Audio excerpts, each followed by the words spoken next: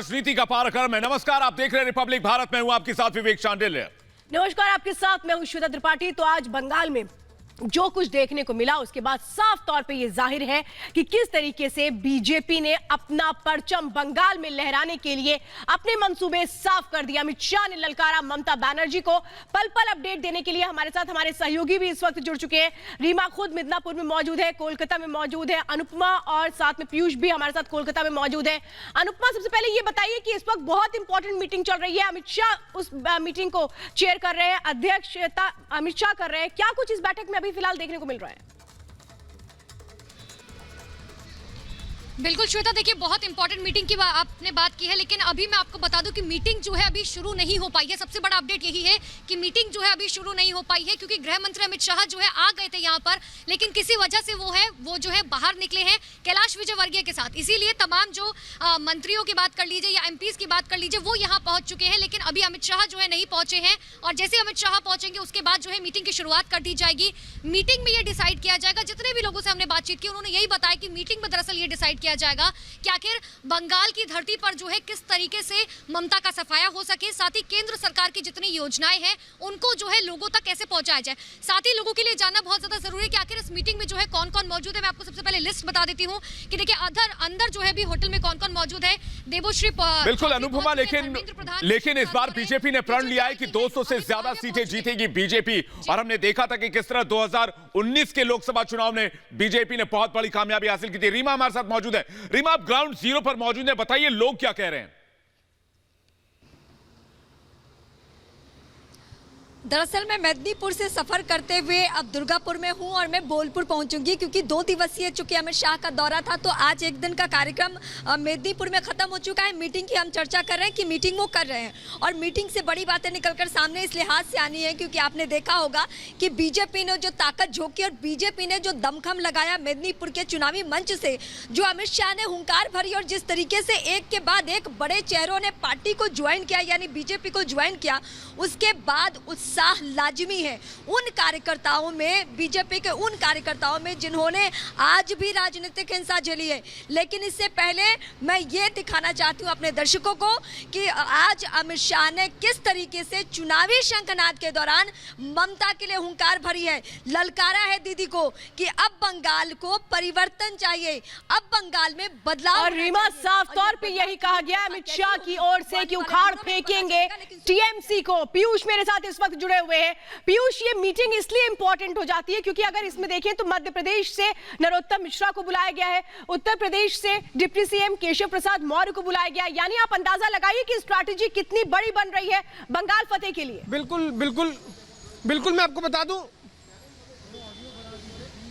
जी बिल्कुल श्वेता, बहुत बड़ी स्ट्रैटेजी बन रही है। पर लगातार हम तस्वीरें आपको दिखा रहे हैं। अभी यहाँ पर कुछ हलचल भी हो रही है। यहाँ पर हो सकता है कि गृह मंत्री अमित शाह यहाँ किसी भी वक्त पहुंच जाएं। हम आपको सीधी तस्वीरें इस वक्त वेस्टर्न होटल जो कलकत्ता का है वहाँ की दिखा रहे हैं। यहाँ पर हलचल तेज हो चुकी है, गाड़ियों का काफिला जो है अब होटल के अंदर घुस ही रहा है। तो कहीं ना कहीं जो मीटिंग है ये शायद अब जल्द शुरू होने वाली, क्योंकि काफिला यहाँ घुस रहा है और हो सकता है ये गृह मंत्री अमित शाह का काफिला हो, क्योंकि बहुत बड़ी सिक्योरिटी आप देख सकते हैं, पुलिस की गाड़ियां यहाँ पर अंदर आ रही हैं। और अमित शाह जो है वो हो सकते हैं, क्योंकि मीटिंग 7:30 बजे शुरू होनी थी और 8 बज चुके हैं, तो किसी भी वक्त जो है अमित शाह यहाँ पहुंचेंगे। और तस्वीरें हम आपको दिखा रहे हैं, तस्वीरें हम आपको सीधी तस्वीरें दिखा रहे हैं वेस्टर्न होटल की, जहां पर आप देख सकते हैं काफिला पहुंच चुका है और यहाँ पर कई सारे नेता जो है बीजेपी के वो मौजूद हैं। और आप देख सकते हैं यहाँ पर जो सीनियर लीडर्स हैं बीजेपी के वो भी मौजूद हैं। और सीधी तस्वीरें हम आपको वेस्टर्न होटल की दिखा रहे हैं। और ये अर्जुन मुंडा, माफ कीजिएगा, अर्जुन मुंडा जो मंत्री है, कैबिनेट मिनिस्टर है, वो पहुंचे हैं। और इसके बाद जो है अमित शाह जो गृह मंत्री वो पहुंचेंगे, अर्जुन मुंडा वो पहुंचे हैं। और इससे पहले धर्मेंद्र प्रधान, केशव प्रसाद मौर्य और कई बड़े जो नामचीन चेहरे हैं बीजेपी के वो यहाँ पहुंचे। आपको बता दें बीजेपी ने कमेटी फॉर्म की है जो अगले 5 महीनों तक लगातार जो है दौरा करेगी जब तक चुनाव नहीं होता है बंगाल के अंदर। और दौरे के दौरान जो है हर लोकसभा कॉन्स्टिट्यूंसी में जो है जो बीजेपी के बड़े नेता हैं वो जाएंगे और कॉन्स्टिट्यूंसी में जाने के बाद जो है जनता को अवगत कराएंगे कि किस तरह से। बिल्कुल पीयूष, अर्जुन मुंडा झारखंड के बड़ा चेहरा माने जाते हैं, लेकिन जिन लोगों को स्टार प्रचारकों की लिस्ट में रखा जाएगा उनके साथ एक बड़ी बैठक अमित शाह कर रहे हैं, यानी कि बंगाल का किला फतेह करना है और इसके लिए बीजेपी के चाणक्य खुद रणनीति बना रहे हैं। लेकिन आज बंगाल की सरजमी से किस तरह गृह मंत्री अमित शाह गरजे, देखिए रिपोर्ट। मुकुल राय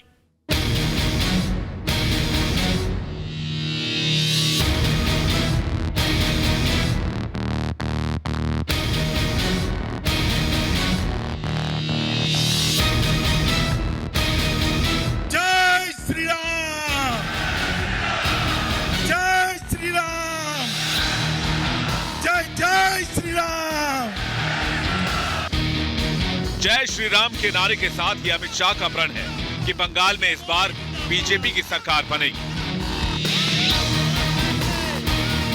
ये ममता दीदी के गढ़ में शाह की ललकार है, बीजेपी के चाणक्य के हुंकार है।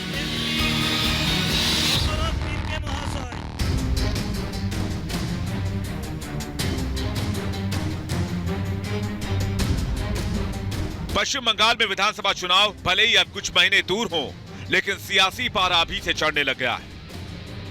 भाजपा के लिए अब तक अभेद बने रहे बंगाल के दुर्ग को पहली बार जीतने का दृढ़ निश्चय करते हुए कमान खुद बीजेपी के चाणक्य ने संभाल ली है।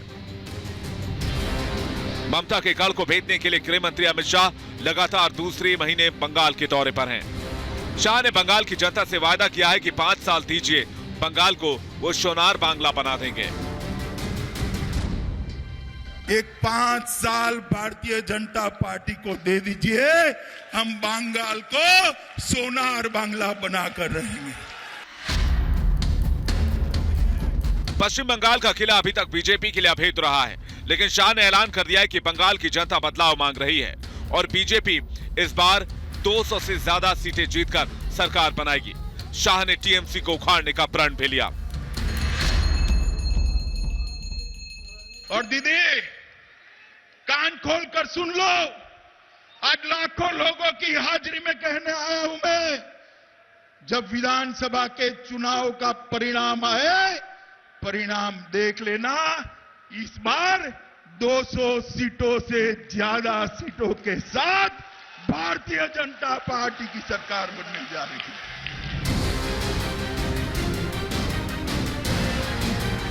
कोलकाता में अपने कार्यक्रम के बाद मिदनापुर की रैली में पश्चिम बंगाल की मुख्यमंत्री ममता बनर्जी को जोर का झटका देते हुए शाह ने शुभेंदु अधिकारी को बीजेपी में शामिल करवाया। शुभेंदु को आधिकारिक तौर पर बीजेपी में शामिल करवाने के बाद शाह ने ममता बनर्जी पर जमकर निशाना साधा। दीदी मैं आपको याद कराने आया हूं, आपकी मूल पार्टी कौन सी है? तृणमूल कांग्रेस थी क्या? जब आप कांग्रेस छोड़कर तृणमूल बनाई तब वो दल बदल नहीं था। शाह के निशाने पर सीधे सीधे ममता और उनकी सरकार है। बंगाल दौरे पर आए अमित शाह ने सीधे सीधे सवाल पूछा और ये कहा कि जो लोग बीजेपी में आ रहे हैं वो मां माटी मानुष के नारे के साथ आगे बढ़े थे, लेकिन अब उनका तृणमूल कांग्रेस से मोह भंग हो चुका है। उन्होंने ये भी पूछा कि आखिर बंगाल में विकास क्यों नहीं हो रहा है।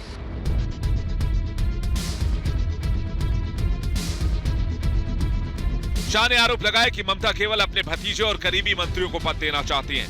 गरीबों के लिए वो कुछ नहीं कर रही हैं। जो केंद्र सरकार आम लोगों के लिए पैसे भेजती है उन्हें जरूर मिलना चाहिए। बंगाल की जनता अब बदलाव चाहती है। मैं पूछने आया हूं बंगाल के किसानों को, मोदी जी जो 6,000 रुपया भेज रहे हैं, बंगाल के किसानों को क्यों नहीं मिल रहा है? देश के 10 करोड़ किसानों को 95,000 करोड़ रुपया मिल गया, मगर बंगाल के किसानों को फूटी कौड़ी नहीं मिली, क्योंकि ममता दीदी उनकी सूची ही नहीं बेचती है।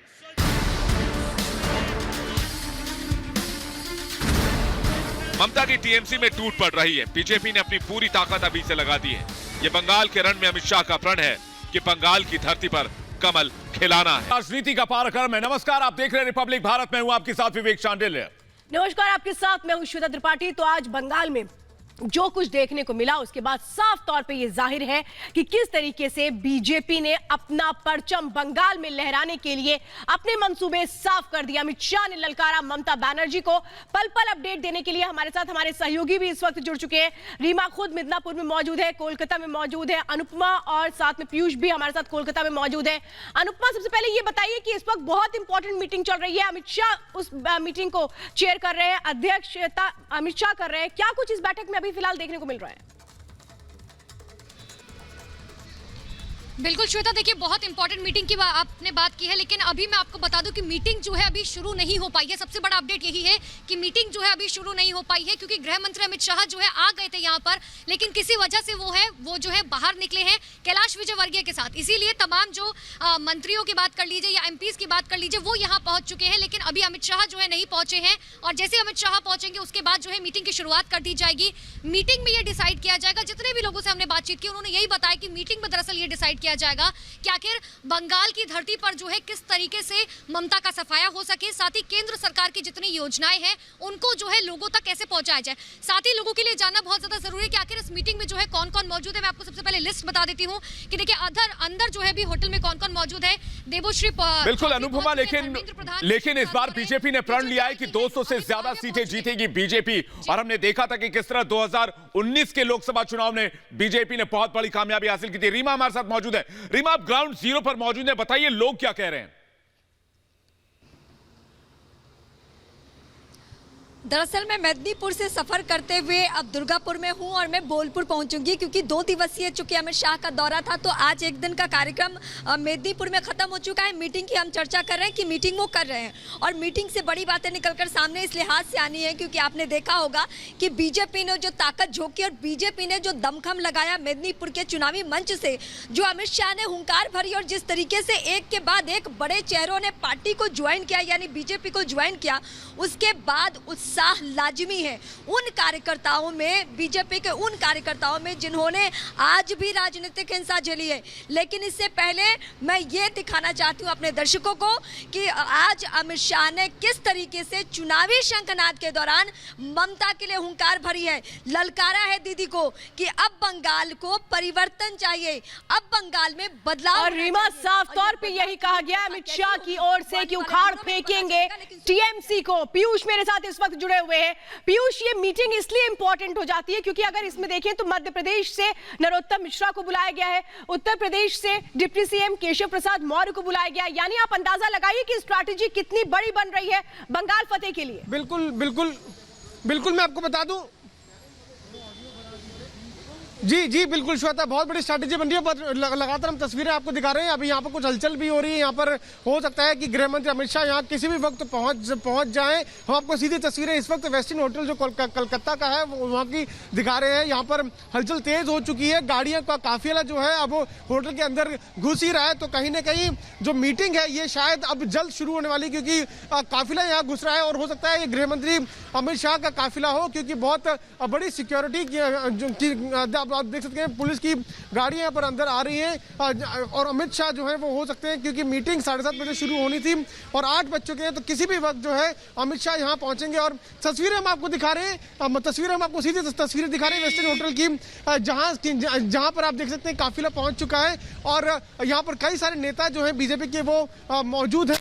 और आप देख सकते हैं यहाँ पर जो सीनियर लीडर्स हैं बीजेपी के वो भी मौजूद हैं। और सीधी तस्वीरें हम आपको वेस्टर्न होटल की दिखा रहे हैं। और ये अर्जुन मुंडा, माफ कीजिएगा, अर्जुन मुंडा जो मंत्री है, कैबिनेट मिनिस्टर है, वो पहुंचे हैं। और इसके बाद जो है अमित शाह जो गृह मंत्री वो पहुंचेंगे, अर्जुन मुंडा वो पहुंचे हैं। और इससे पहले धर्मेंद्र प्रधान, केशव प्रसाद मौर्य और कई बड़े जो नामचीन चेहरे हैं बीजेपी के वो यहाँ पहुंचे। आपको बता दें बीजेपी ने कमेटी फॉर्म की है जो अगले 5 महीनों तक लगातार जो है दौरा करेगी जब तक चुनाव नहीं होता है बंगाल के अंदर। और दौरे के दौरान जो है हर लोकसभा कॉन्स्टिट्यूंसी में जो है जो बीजेपी के बड़े नेता हैं वो जाएंगे और कॉन्स्टिट्यूंसी में जाने के बाद जो है जनता को अवगत कराएंगे कि किस तरह से। बिल्कुल पीयूष, अर्जुन मुंडा झारखंड के बड़ा चेहरा माने जाते हैं, लेकिन जिन लोगों को स्टार प्रचारकों की लिस्ट में रखा जाएगा उनके साथ एक बड़ी बैठक अमित शाह कर रहे हैं, यानी कि बंगाल का किला फतेह करना है। और इसके लिए बीजेपी के चाणक्य खुद रणनीति बना रहे हैं। लेकिन आज बंगाल की सरजमी से किस तरह गृह मंत्री अमित शाह गरजे, देखिए रिपोर्ट। मुकुल राय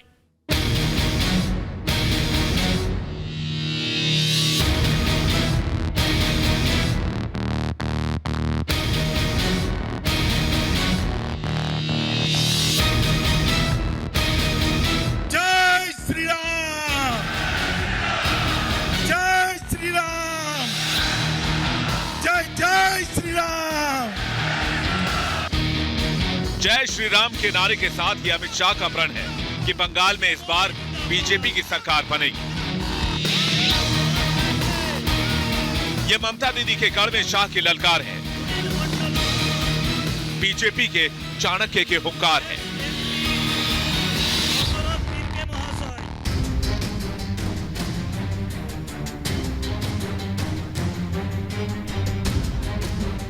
पश्चिम बंगाल में विधानसभा चुनाव भले ही अब कुछ महीने दूर हों, लेकिन सियासी पारा अभी से चढ़ने लग गया है। भाजपा के लिए अब तक अभेद बने रहे बंगाल के दुर्ग को पहली बार जीतने का दृढ़ निश्चय करते हुए कमान खुद बीजेपी के चाणक्य ने संभाल ली है।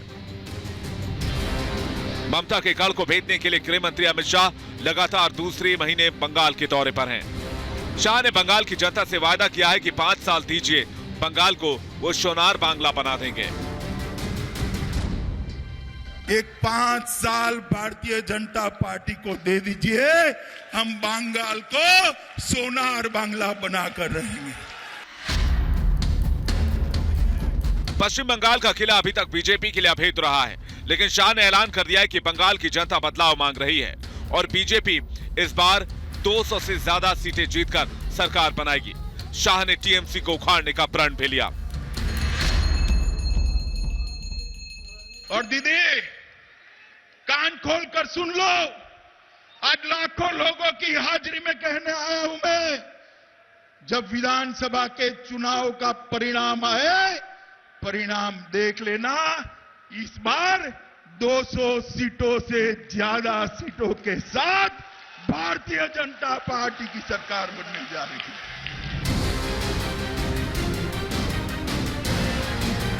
कोलकाता में अपने कार्यक्रम के बाद मिदनापुर की रैली में पश्चिम बंगाल की मुख्यमंत्री ममता बनर्जी को जोर का झटका देते हुए शाह ने शुभेंदु अधिकारी को बीजेपी में शामिल करवाया। शुभेंदु को आधिकारिक तौर पर बीजेपी में शामिल करवाने के बाद शाह ने ममता बनर्जी पर जमकर निशाना साधा। दीदी, मैं आपको याद कराने आया हूं, आपकी मूल पार्टी कौन सी है? तृणमूल कांग्रेस थी क्या? जब आप कांग्रेस छोड़कर तृणमूल बनाई, तब वो दल बदल नहीं था। शाह के निशाने पर सीधे सीधे ममता और उनकी सरकार है। बंगाल दौरे पर आए अमित शाह ने सीधे सीधे सवाल पूछा और ये कहा कि जो लोग बीजेपी में आ रहे हैं वो मां माटी मानुष के नारे के साथ आगे बढ़े थे, लेकिन अब उनका तृणमूल कांग्रेस से मोह भंग हो चुका है। उन्होंने ये भी पूछा कि आखिर बंगाल में विकास क्यों नहीं हो रहा है।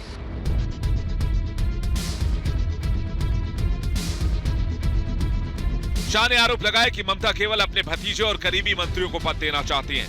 गरीबों के लिए वो कुछ नहीं कर रही हैं। जो केंद्र सरकार आम लोगों के लिए पैसे भेजती है, उन्हें जरूर मिलना चाहिए। बंगाल की जनता अब बदलाव चाहती है। मैं पूछने आया हूं बंगाल के किसानों को, मोदी जी जो 6,000 रुपया भेज रहे हैं, बंगाल के किसानों को क्यों नहीं मिल रहा है? देश के 10 करोड़ किसानों को 95,000 करोड़ रुपया मिल गया, मगर बंगाल के किसानों को फूटी कौड़ी नहीं मिली, क्योंकि ममता दीदी उनकी सूची ही नहीं बेचती है।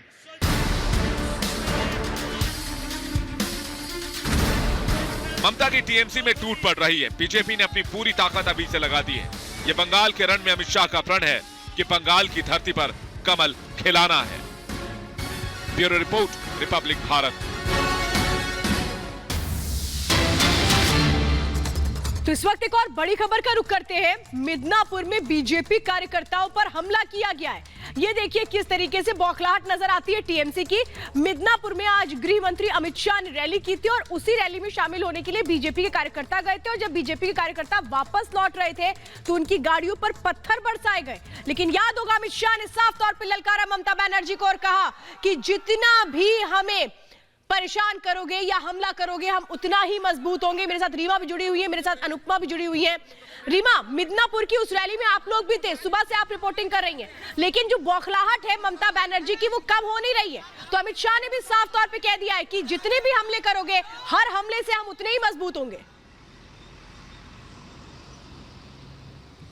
एक कहावत है, मुझे याद आ रहा है, हालांकि ममता बनर्जी को बहुत बुरा लगेगा, खिसियानी बिल्ली खंबा नोचे।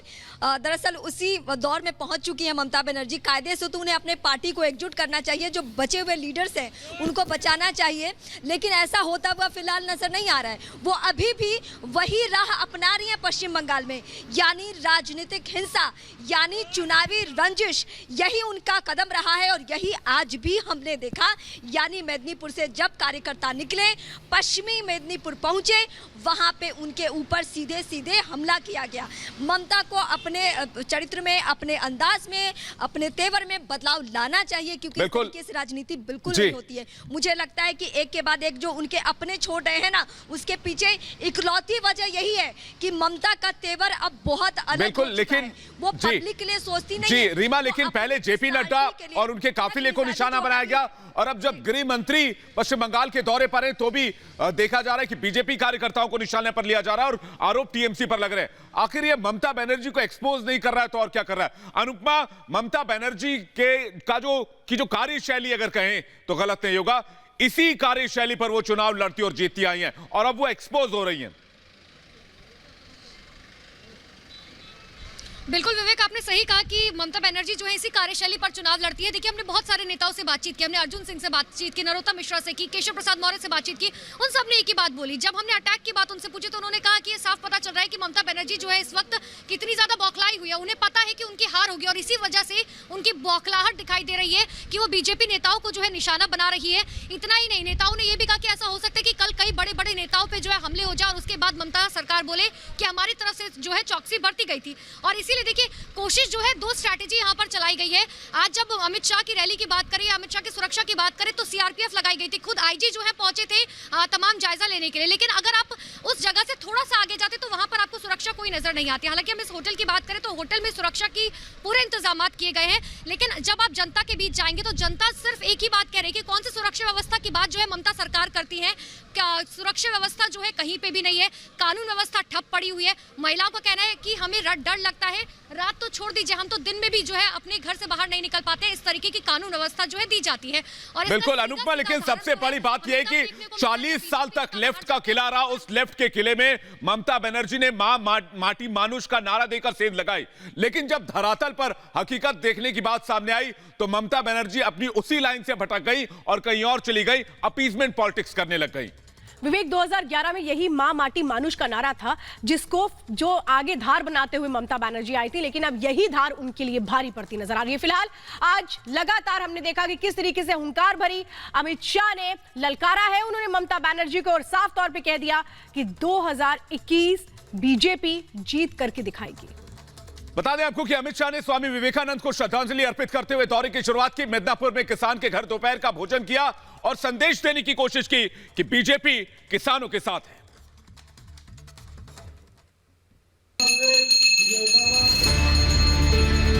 अमित शाह के दौरे का पहला दिन, लेकिन पहले ही दिन एक साथ कई संदेश। शाह हमेशा की तरह पूरी रणनीति और पूरे निश्चय के साथ बंगाल आए हैं। शाह शुक्रवार देर रात ही कोलकाता पहुंच गए थे। शनिवार की शुरुआत उन्होंने कोलकाता स्थित शिमला स्ट्रीट में स्वामी विवेकानंद के पैतृक आवास में जाकर उन्हें श्रद्धांजलि अर्पित करके की। शाह ने कहा कि स्वामी विवेकानंद ने जो मार्ग दिखाया है उससे न सिर्फ भारत बल्कि पूरा विश्व समृद्धि के रास्ते पर अग्रसर होगा। यही वो स्थान है जहां भारत की आकाश गंगा के सबसे तेजस्वी तारले स्वामी विवेकानंद ने जन्म लिया था। स्वामी जी ने अपनी अल्पायु के अंदर ही भारत का ज्ञान, भारत की संस्कृति, भारत के दर्शन को विश्व भर में दिग्विजय कराने का काम किया था। स्वामी जी वो शख्सियत थे जिन्होंने आधुनिकता और आध्यात्म को जोड़ने का काम किया। कोलकाता में उन्होंने शिव की पूजा अर्चना भी की। इसके बाद हेलीकॉप्टर से शाह मिदनापुर पहुंचे। वहां उन्होंने सबसे पहले शहीद खुदीराम बोस की प्रतिमा का माल्यार्पण किया। शहीद खुदीराम के परिवार वाले भी वहां मौजूद थे। अमित शाह ने कहा कि उन्हें शहीद खुदीराम बोस के जन्म स्थान की मिट्टी को माथे पर लगाने का सौभाग्य प्राप्त हुआ है। शाह ने हुंकार भरी कि जो लोग बंगाल के अंदर ओछी राजनीति कर रहे हैं, उन्हें वो बताना चाहते हैं कि खुदीराम बोस जितने बंगाल के थे, वो उतने ही पूरे भारत के थे। खुदीराम बोस के परिवार वालों से मुलाकात के बाद अमित शाह सिद्धेश्वरी मंदिर पहुंचे। यहां पर उन्होंने देवी सिद्धेश्वरी की पूजा अर्चना की। इस दौरान बड़ी संख्या में बीजेपी कार्यकर्ता भी मौजूद रहे। इसके बाद शाह महामाया मंदिर पहुंचे। यहां पर भी उन्होंने देवी की पूजा अर्चना की।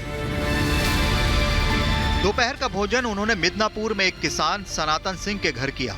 गृह मंत्री अमित शाह, बंगाल बीजेपी के अध्यक्ष दिलीप घोष, कैलाश विजयवर्गीय सनातन सिंह के घर पहुंचे थे। अमित शाह दूसरे बीजेपी नेताओं के साथ किसान सनातन सिंह के घर जमीन पर पलथी मारकर बैठे। इस दौरान सनातन सिंह भी अमित शाह के बगल में बैठे रहे।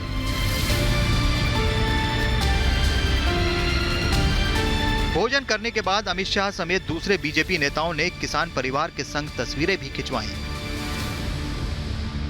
हम लोग बहुत खुश हैं। इतने बड़े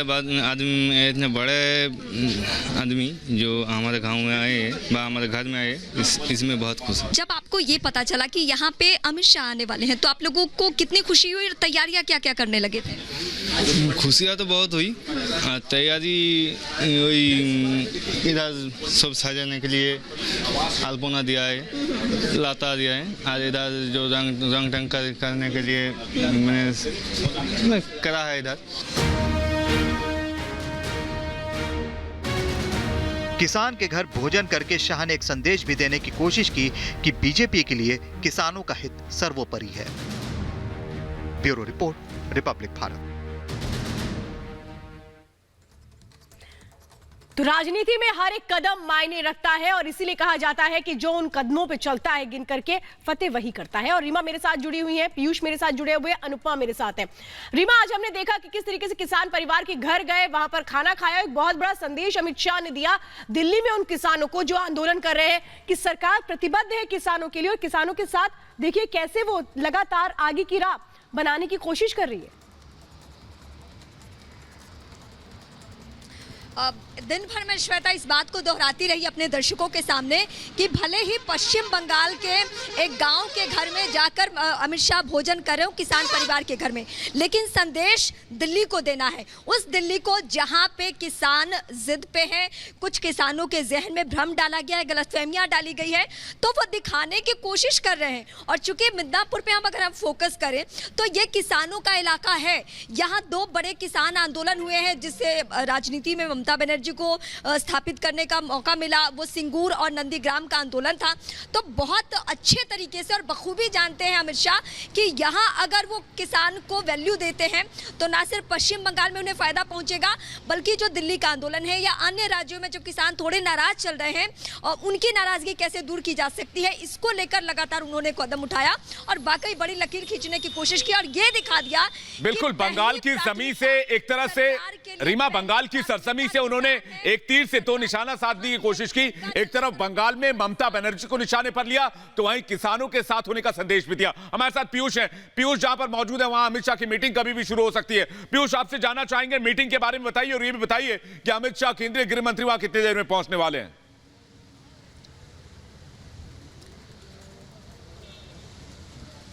जी विवेक, ये बहुत ही महत्वपूर्ण बैठक है जो कि आज पहले दिन का जो दौरा है उस दिन ही अमित शाह ने रखी है। और अमित शाह यहाँ पे कुछ ही देर में पहुँचने वाले हैं। वो एक मीटिंग में गए हैं, वहाँ से लौटने के बाद अमित शाह जैसे ही पहुँचते हैं तो मीटिंग शुरू हो जाएगी। आपको बता दें, बड़े नेता जो हैं बीजेपी के वो यहाँ पहुँच चुके हैं, चाहे वो कैलाश विजयवर्गीय हो, मुकुल रॉय हो, कई कैबिनेट मिनिस्टर्स हैं जो इस वक्त अंदर बैठे हैं और इंतजार कर रहे हैं गृह मंत्री अमित शाह का। जैसे ही वो आते हैं वो बैठक शुरू होगी। इस बैठक के बहुत बड़े मायने हैं क्योंकि आज जो है एक रेखा खींची जाएगी, आज एक स्ट्रैटेजी तैयार की जाएगी कि किस तरह से बंगाल में बीजेपी आगे बढ़ेगी, किस तरह से बंगाल में बीजेपी जो वायलेंस है, जो हिंसा हो रही है, उसका जवाब जो है जनता तक जवाब देगी तृणमूल कांग्रेस को और जनता से कहेगी कि किस तरह से बीजेपी के पक्ष में वोट किया जाए। आज जय श्री राम का नारा देते हुए अमित शाह ने कैंपेन की शुरुआत की। रामकृष्ण मिशन गए, स्वामी विवेकानंद का जन्म स्थान है वहां पर गए, उसके बाद मिदनापुर पहुंचे। कई सारे टीएमसी के जो नेता थे उन्होंने आज ज्वाइन किया और वहीं से हुंकार भरते हुए अमित शाह ने साफ कर दिया कि आगे आने वाली जो सरकार होगी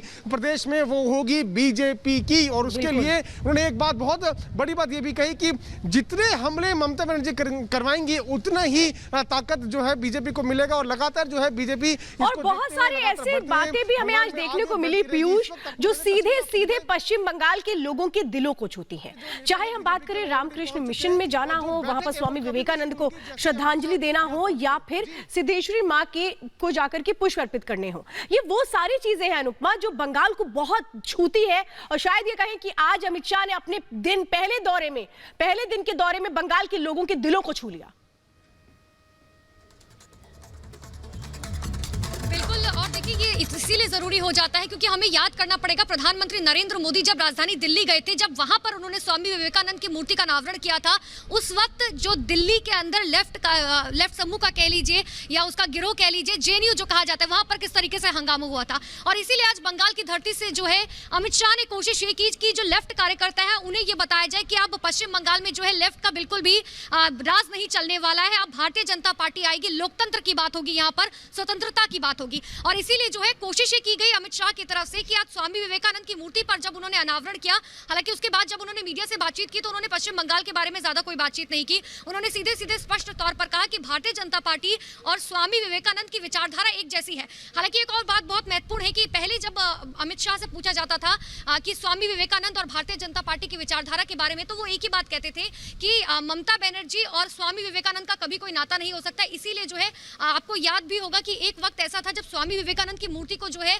कपड़े से ढक दिया गया था और उनका जो बिल्कुल, लेकिन अनुपमा ये तो बीते दिनों की बात हो गई, लेकिन आज जिस तरह से एंट्री मारी केंद्रीय गृह मंत्री अमित शाह ने पश्चिम बंगाल में, और जो नजारा देखने को मिला जहां पर हजारों लाखों लोग अमित शाह को सुनने के लिए आए थे, ये संदेश तो आज ममता दीदी को चला ही गया होगा। और जिस तरह से उनकी पार्टी में भगदड़ मचा हुआ है कि उनके हाथ से बंगाल जा रहा है। आप सब हमारे साथ बने रहिए। और फिलहाल रुकेंगे एक छोटे से ब्रेक रहे। प्राइम टाइम का सबसे सॉलिड बुलेटिन खबर बड़ी है। विवेक, आज जिस तरीके से आगाज किया है अमित शाह ने, उन्होंने बता दिया ममता बनर्जी को कि बीजेपी फतेह करके ही मानेगी।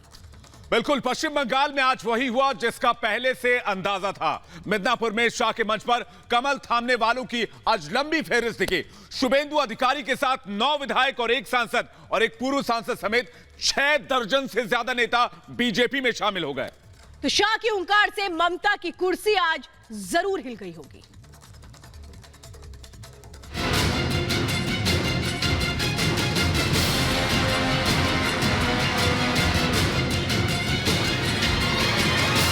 ये तो शुरुआत है, चुनाव आते आते आप अकेली रह जाएगी।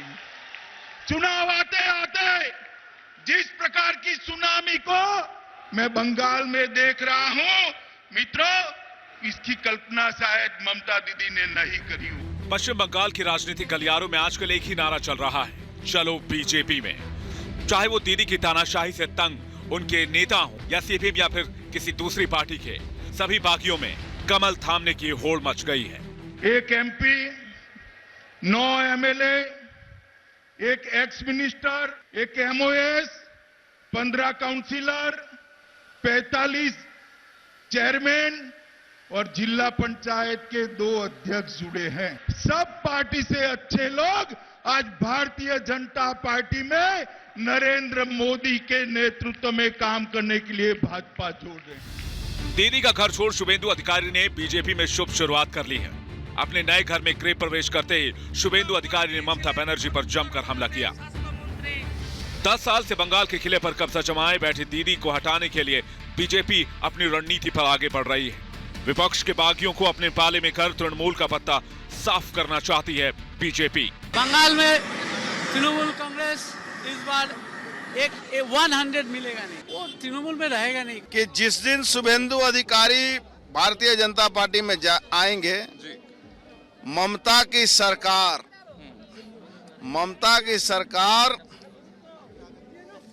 ज्यादा दिन नहीं रहेगी, सरकार अल्पमत में आ जाएगी। सुना आपने, बीजेपी के सांसद अर्जुन सिंह ऐसा क्यों कह रहे हैं? अब जरा इसे समझिए। दुनिया के सबसे बड़े दल ने जैसे ही शुभेंदु अधिकारी को अपने पाले में किया तो बंगाल में मौका नजर आने लगा। 50 साल के शुभेंदु अधिकारी बंगाल के दिग्गज नेताओं में गिने जाते हैं। दक्षिण बंगाल की राजनीति में अधिकारी परिवार की जबरदस्त पकड़ है। मिदनापुर समेत 6 जिलों की 65 सीटों पर शुभेंदु का प्रभाव है। उन्होंने कांथी दक्षिण सीट से पहली बार 2006 में जीत हासिल की थी। 2009 में वो तुमलुक सीट से सांसद बने। वक्त के साथ उनकी लोकप्रियता दिन दुगनी रात चौगुनी बढ़ती रही। इसका अंदाजा आप इस बात से लगा सकते हैं कि बंगाल की 294 विधानसभा सीटों के 5वें हिस्से पर अकेले शुभेंदु अधिकारी की पकड़ है। मतलब एक शुभेंदु के बीजेपी में आ जाने से कम 20% काम हो चुका है। Bureau report, Republic Bharat. Shubhendu Adhikari और उनके परिवार का वर्चस्व पश्चिम बंगाल की राजनीति में बहुत बड़ा है। 65 से ज्यादा सीटों को प्रभावित करता है उनका परिवार और खुद शुभेंदु अधिकारी। रीमा और अनुपमा हमारे साथ लगातार बने हुए। अनुपमा, शुभेंदु अधिकारी का आना और इसके अलावा 6 दर्जन से ज्यादा लोगों का बीजेपी में आना, यह बताता है कि टीएमसी में कुछ ठीक नहीं है, और अगर जो ठीक नहीं है वो ममता दीदी की तानाशाही है। बिल्कुल विवेक, देखिए रिपब्लिक भारत ने नरोत्तम मिश्रा से जो है खास बातचीत की थी। उन्होंने एक बहुत ही इंटरेस्टिंग बात कही। उन्होंने कहा कि अभी तो पिक्चर बाकी है, यानी कि और भी कई ऐसे नेता हैं टीएमसी के जो भारतीय जनता पार्टी में शामिल हो सकते हैं। उन्होंने कहा कि ममता बनर्जी जो है वो गिनती रह जाएंगी, लेकिन वो गिन नहीं पाएंगे कि आखिर टीएमसी के कितने नेता जो है भारतीय जनता पार्टी में शामिल होंगे। इतना ही नहीं, दूसरी तरफ उन्होंने ये भी कहा कि अभी तो फिलहाल लोग जो है आना शुरू हुए हैं। वो लोग भी आएंगे जो ये सोचकर गए थे कि शायद बंगाल का भला हो जाएगा, लेकिन जब उन्हें दिखा कि बंगाल का भला नहीं हो रहा है, बंगाल की पब्लिक का भला नहीं हो रहा है, जनता जो है वो त्राही कर रही है, उसके बाद अब जो है वो भारतीय जनता पार्टी का दामन एक बार फिर से थामेंगे। और दूसरी बात आपने शुभेंदु की पूछी, तो देखिए शुभेंदु अधिकारी जो है कहा जा रहा था कि शायद आज मीटिंग में शामिल होंगे, लेकिन वो मीटिंग में जो है अभी तक शामिल नहीं हुए हैं। कल शायद जिस वक्त रोड शो होगा ये देखने वाली बात होगी कि क्या कल शुभेंदु अधिकारी आएंगे या नहीं। और तीसरी बात यहाँ पर ये महत्वपूर्ण हो जाती है, क्योंकि जितने भी बीजेपी के नेता यहाँ पर मौजूद है जिनसे हमने बातचीत की, हमने उनसे सिर्फ एक ही सवाल पूछा कि चुनौती बहुत बड़ी है, क्योंकि 3 सीटों से अगर आप कह रहे हैं कि आपका टारगेट 200 है तो कैसे पहुंचेंगे। तो सबका एक ही बात कहना है कि जनता जो है पहुंचाएगी। बहुत आश्वस्त है। इतना ही नहीं, सिर्फ नेता नहीं, गृह मंत्री अमित शाह ने भी जब मीडिया से बातचीत की थी या फिर जब उन्होंने अनुपमा, ये असर हमने लोकसभा चुनावों में देख लिया था 2019 में, जब 2 से 18 पे पहुंची बीजेपी, और इसीलिए वो कॉन्फिडेंस है बीजेपी को कि इस बार विधानसभा में वो होगा जिसका इंतजार शायद बीजेपी को सालों साल रहा है। रीमा भी मेरे साथ इस वक्त जुड़ी हुई है। रीमा, खुद अमित शाह ने यह कहा कि चुनाव आते आते तो ममता बनर्जी अकेले रह जाएंगी, यानी कि साफ तौर पे इंडिकेशन दे दिया अमित शाह ने कि टीएमसी के लोग, ममता बनर्जी के अपने लोग उनसे परेशान है और वो तो बीजेपी में आ रहे हैं। बिल्कुल, अमित शाह ने जो कहा है वो जाहिर सी बात है, मजे हुए राजनीतिज्ञ हैं तो यकीनन वो कुछ सोच के ही कह रहे हैं। और ममता बनर्जी का जो तेवर है, जिसका जिक्र मैं पहले भी कर चुकी हूँ कि इतना नुकसान होने के बावजूद, बहुत बड़ा नुकसान हुआ है। एक शुभेंदु अधिकारी का नाम जब अगर दिन में हम 100 दफे ले रहे हैं तो दर्शकों को समझना होगा कि क्यों ले रहे हैं। इसलिए ले रहे हैं कि बहुत बड़ा झटका लगा है ममता बनर्जी को। अगर वो यहाँ से भी नहीं संभलती है तो एकला चलो की राह पे उन्हें आगे बढ़ना होगा, अकेले अपनी पार्टी लेके चलनी होगी। और यकीनन क्या होने जा रहा है, लेकिन चूंकि हमारे जो और सारे कलीग्स हैं, सहयोगी हैं, वो आंकड़ों पे बात करें। ये आंकड़ों का जो गणित है दरअसल वही राजनीति में चमकाता भी है, वही गिराता भी है। लेकिन ये यहाँ से नहीं शुरू हुआ है, ये सिलसिला 2014 से शुरू हुआ है। बीजेपी को मालूम था, मैं बार बार इस बात का भी जिक्र करती हूँ कि बीजेपी हर चुनाव जीतने के लिए नहीं लड़ती है, कई दफा वो कैडर बनाने के लिए लड़ती है। और इससे पहले जो 3 सीटों का जिक्र हो रहा था, दरअसल उस वक्त से कैडर बनाने की कोशिश में थी बीजेपी। और अभी जो ये दमखम के साथ तमाम बड़े चेहरों को, चाहे वो बिल्कुल, और इसका नतीजा बिल्कुल इसका नतीजा 2019 के लोकसभा चुनाव में भी रीमा देखने को मिला। और यह भी देखने को मिला कि किस तरह से हेलीकॉप्टर उतरने नहीं दिया जाता था बीजेपी के नेता अगर प्रचार करने के लिए पहुंचते थे। आपके पास वापस लौटेंगे। पश्चिम बंगाल का किला फतेह करने के लिए बीजेपी एड़ी चोटी का जोर लगा रही है। चुनाव तो अगले साल है, लेकिन बीजेपी के चाणक्य अमित शाह ने आज ही बिगुल फूंक दिया है। और अब आपको आंकड़ों के जरिए समझाते हैं कि कैसे कैसे बीजेपी का बंगाल में ग्राफ बढ़ा। आज मिदनापुर की रैली में गृह मंत्री अमित शाह ने बंगाल में अब की बार 200 पार का नारा दे दिया।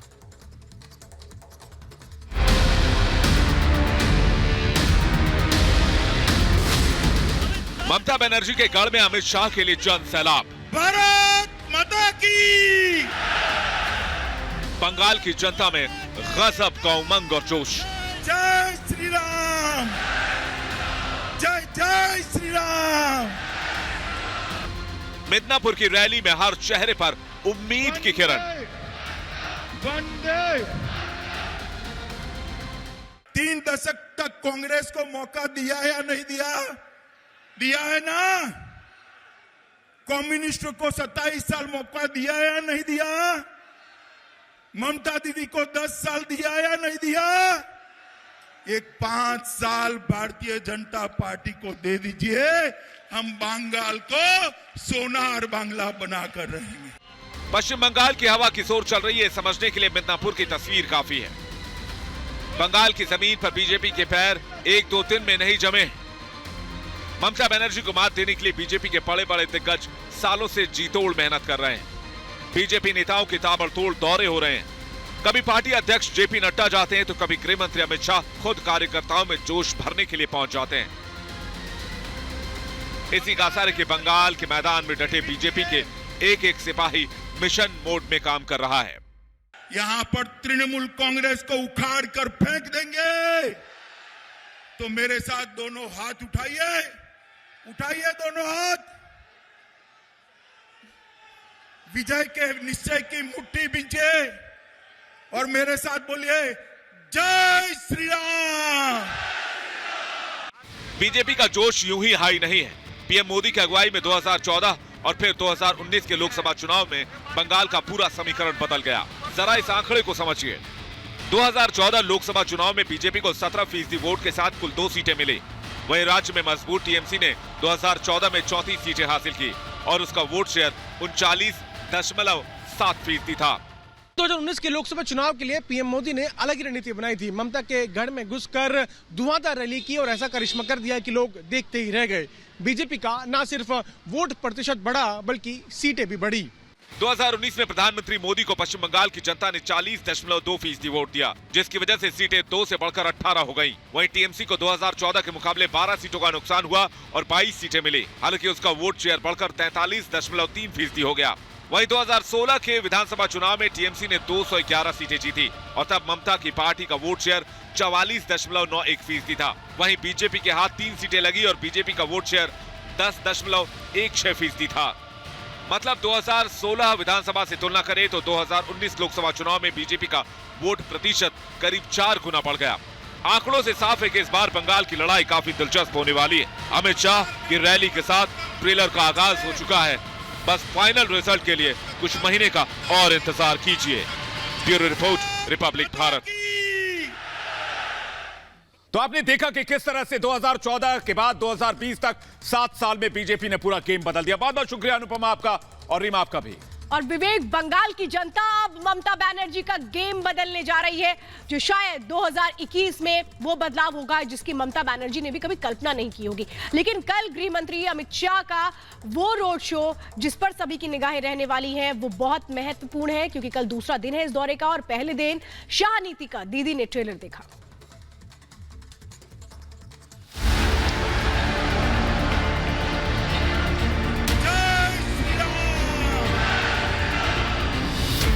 गृह मंत्री अमित शाह ने मिदनापुर से मिशन बंगाल का शंखनाद किया तो ममता का सिंहासन डोलने लगा। शाह के तीखे शब्द सीधे दीदी को भेद रहे थे। मिलना चाहिए या नहीं मिलना चाहिए? मां माटी मानुस के नारे को तोलबाजी और भतीजावाद में परिवर्तित कर दिया। शनिवार को शाह ने शहीद खुदीराम बोस को नमन करने के साथ किसानों के घर दोपहर का खाना भी खाया। अब देश को इंतजार है रविवार का, यानी शाह के दौरे के दूसरे दिन। अमित शाह रविवार को बीरभूम जिले के बोलपुर में शांति निकेतन स्थित विश्व भारती विश्वविद्यालय जाएंगे। वहां रविंद्र भवन में कविगुरु रविंद्रनाथ टैगोर को श्रद्धासुमन अर्पित करेंगे। शाह श्याम बाटी में लोक गायक बाउल परिवार के साथ दोपहर का खाना खाएंगे। इसके बाद वो कार्यक्रम शुरू होगा जिसका देश को इंतजार है। गृह मंत्री बोलपुर में भव्य रोड शो करेंगे और फिर पत्रकारों से बातचीत के बाद दिल्ली के लिए रवाना हो जाएंगे। मतलब रविवार को शाह के रोड शो से उनके बंगाल दौरे का असली रंग दिखाई देगा। Bureau report, Republic Bharat.